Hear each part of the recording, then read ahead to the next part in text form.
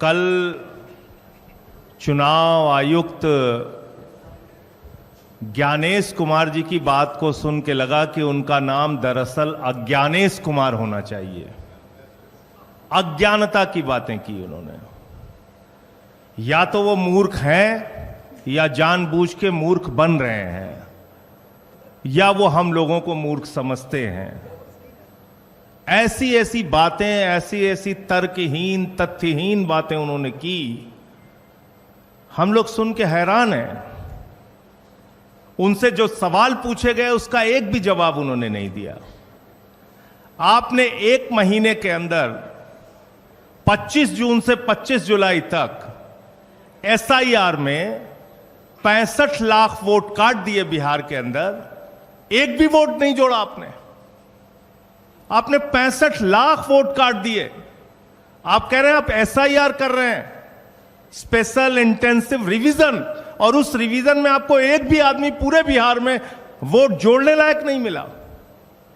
ये कैसा एसआईआर है आपका?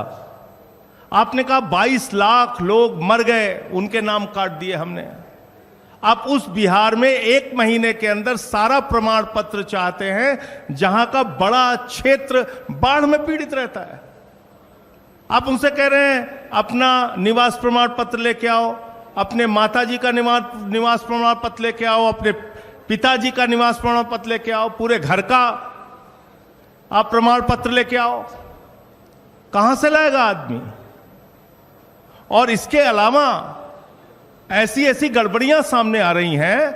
आपका बीएलओ खुद से फॉर्म साइन करके जमा कर रहा है, उसकी वीडियो सामने आई। क्या कार्रवाई की आपने? अमेरिका के राष्ट्रपति ट्रंप का वोट बिहार में बन गया, क्या कार्रवाई की आपने? कुत्ते का निवास प्रमाण पत्र बिहार में बन गया, क्या किया आपने? क्या किया आपने? आप बेवकूफ समझते हैं इस देश के लोगों को। खुलेआम आपने एसआईआर के जरिए घपला घोटाला किया, मरे हुए लोगों को जिंदा कर दिया, जिंदा लोगों को मार दिया। लेकिन मेरी चिंता इससे थोड़ा अलग है, और वो गंभीर चिंता है। भारतीय जनता पार्टी, नरेंद्र मोदी जी की पार्टी कहती है इस देश में उन्हीं लोगों के वोट कट रहे हैं जो घुसपैठियां हैं, घुसपैठियां हैं, जो बांग्लादेशी हैं। तो 22 लाख तो बिहार में कह रहे हैं मर गए इसलिए हमने काट दिए। अब 43 लाख जो वहां पे बचे हैं वो सब घुसपैठियां हैं।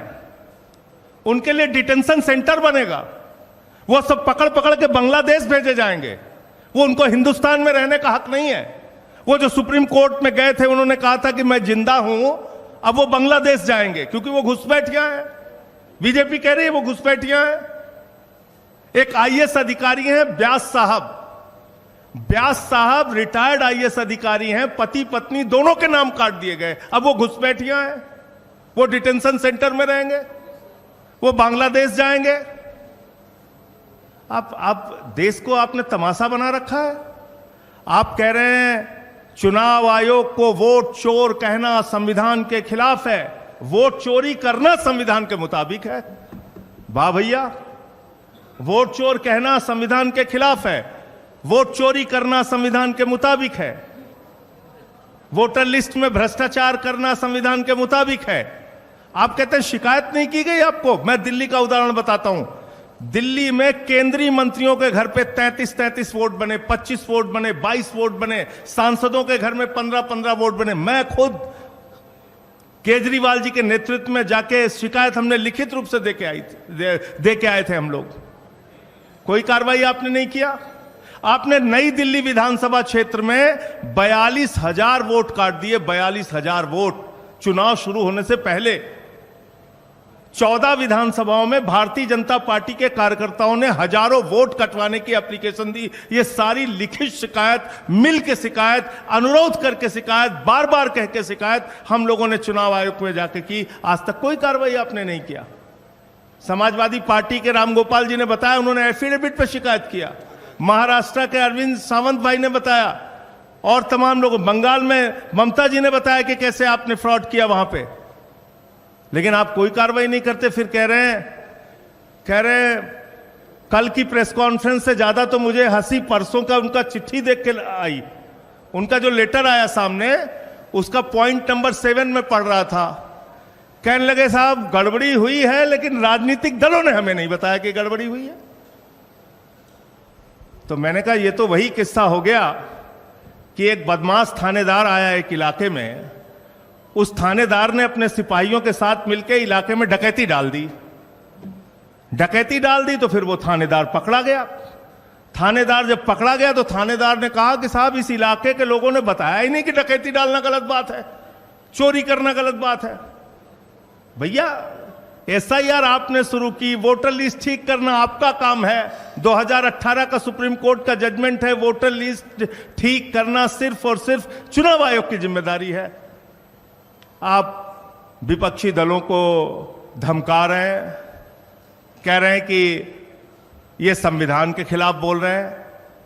हम लोग संविधान बचाने की लड़ाई लड़ रहे हैं।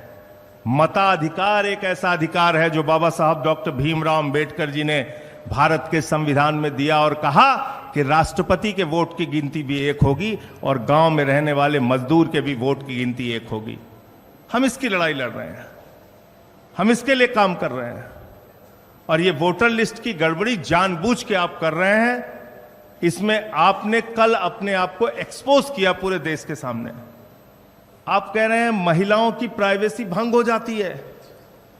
वोटर लिस्ट की जब वोट देने के लिए लाइनें लगी होती हैं महिलाओं की, मैंने तो महुआ जी से कहा कि इस बार जब वोट देने के लिए जाना तो किसी मीडिया वाले को अपनी वीडियो मत बनाने देना, क्योंकि आपकी प्राइवेसी भंग हो जाएगी उससे। भाई बताइए, आप पूरे देश का चुनाव दिखाते हैं, कश्मीर से लेकर कन्याकुमारी तक महिलाएं लाइन में लगी हैं, वो आप दिखाते हैं, उनका इंटरव्यू आप लेते हैं, वो आप दिखाते हैं। 45 दिन तक आपके खुद के नियम में आज भी लिखा हुआ है कि आप सीसीटीवी फुटेज देंगे, तब प्राइवेसी भंग नहीं होगी। तो इसलिए आपने सरासर झूठ बोला, सीना ठोक के कल झूठ बोला। चुनाव आयोग ने कल पूरे देश को यह बताने का काम किया कि वास्तव में उन्होंने भारतीय जनता पार्टी के साथ मिलकर चुनावी घोटाला किया है और चुनाव को प्रभावित करने का काम कई राज्यों में किया है। वही खेल आप बिहार में करने जा रहे हैं। दिल्ली में आपने खुलेआम ये सारा काम किया है। तो मैं सिर्फ इतना कहना चाहता हूं कि आप जांच से बचिए मत, जांच कराइए। जो तथ्य आपके सामने लाए गए हैं अब तक, जिन राज्यों के अलग अलग राज्यों के तथ्य आपके सामने लाए गए हैं, जब तक आप इन सब की जांच नहीं कराते, आपकी निष्पक्षता पे आप कह रहे हैं ना हम समकक्ष हैं, न पक्ष न विपक्ष न समकक्ष। आपको अगर अपने आप को निष्पक्ष साबित करना है तो पूरे देश में जहां जहां बड़ी शिकायतें आपके बारे में मिली हैं, आप उसकी जांच कराइए और कार्रवाई कराइए, वरना आपको हमेशा यह कहा जाएगा कि आपके नेतृत्व में वोट चोरी हुई है और आपने घोटाला किया है। धन्यवाद। बहुत